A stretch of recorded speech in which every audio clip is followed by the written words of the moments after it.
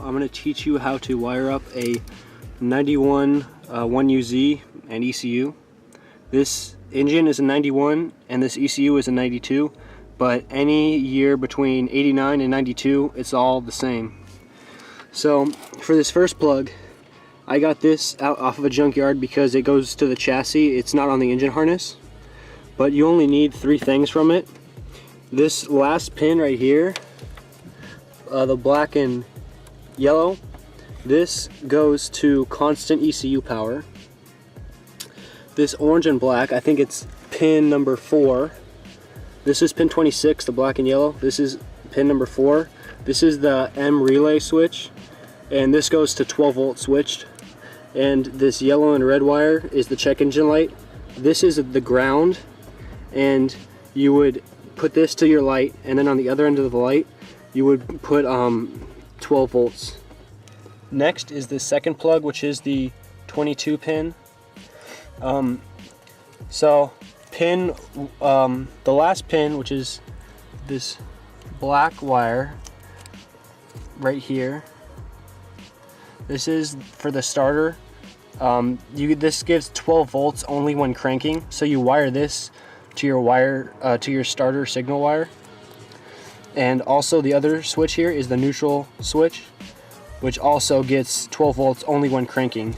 And this is pin, I believe that is pin 9, but there should be a wiring diagram. And the other one that needs to be hooked up is this black one, which is, I believe that is pin 21. Also on here you need the ignition switch, which is pin 22, and you also need B or plus B and then plus B1. Both of these two, ignition switch and then the B's, they get switched, ignition switch 12 volt, so this would be always on when you turn the key. These are also connected to the M relay from the 26 pin from before, and these go to chassis switch power. So last is this plug, which does not actually plug into anything. I think it goes to the chassis before, but you will need quite a few wires from here. This is all the power wires.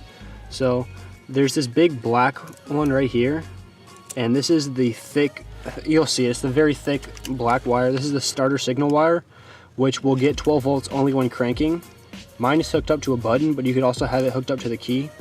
And this wire is also connected to the ones we talked about before, which are the starter 12 volt and the neutral switch, which only get power when cranking.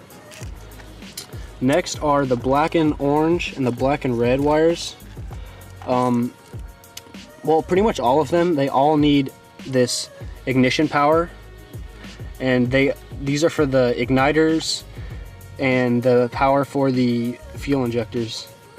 So all of those need to be hooked up to the chassis ignition switch. On an S13, it's the big, it's the oval plug, big black and red wire, and that's actually all you need from this plug. And once you have those hooked up to ignition switch, as well as the these two, the B plus and ignition switch from the 22 pin, and the M relay from the 26 pin, you're good for the ignition switch. You also need constant power to 26 pin on the 26 pin plug, black and yellow. That's the only constant power you need. And you need the cranking power to the starter 12 volt on the 22 pin, pin 21, and on pin, I think that's 9, neutral switch and starter 12 volt. Also, all these brown wires, I believe they are all grounds, or at least most of them, and my harness was already hooked up to the ECU, so they were already grounded. But if your harness isn't hooked up to the, hooked up to the engine, then you will have to ground those. You could ground them anywhere. So on the S13 chassis, the 2 plugs you'll need is this oval plug and the brown plug down there. It's right next to the passenger side headlight. And on the brown plug, the only wire you need is the black and pink one.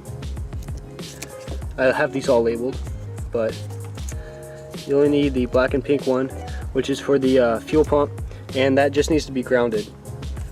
In order, because my fuel pump is on a relay, it's on a separate switch. So if you want it like that, you just need to ground that one wire.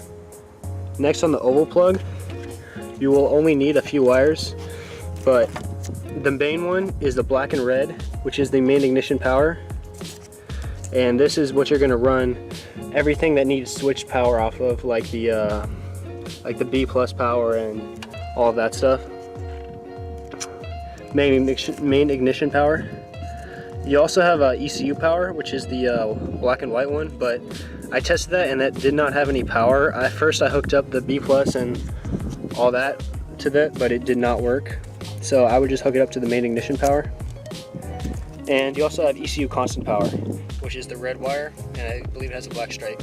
That you hook up to the 26 pin 26 on the ECU. Also, down here, I'm not sure if you could see, but there is the starter power wire that runs down there, and also there's a ground next to it that has to be grounded. This is on the driver's side of the engine, and this starter power wire just runs straight to the battery, and yeah, it's just straight to the battery. You also have to wire in your starter relay. So I'm using a Fox body starter solenoid. So from one end right here, this runs to the battery.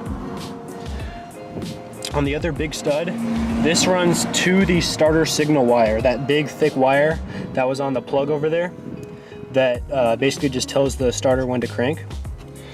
And then on the other stem, which is the S, it's a very small one on the back side.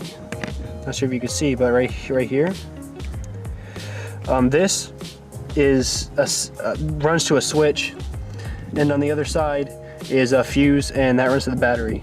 So this switch will give it power, which will enable the relay to turn on, and it will give power to the starter signal wire. You will also need to ground the igniters. Otherwise, the casing for the igniters has to be grounded really well in order for the ignition to work. And also on the igniters is the tach signal wire. You'll see that there's only 4 wires coming out of here, but there's 5 pins. So on the other one, you'll see that there's a black wire in that missing slot on this igniter. And on that one, that wire is the tach signal wire, which works for a 4-cylinder like format. So you just have to find that wire, and you could trace it back. I traced it back to the harness right here, and I run that through the firewall, and I'm going to hook that up to the tach signal wire on the plug that goes into the dash. Next, you have to wire up the alternator, which it's only 2 wires. It's 3 if you want to have a charging light to let you know if it's charging or not, but I decided not to do that.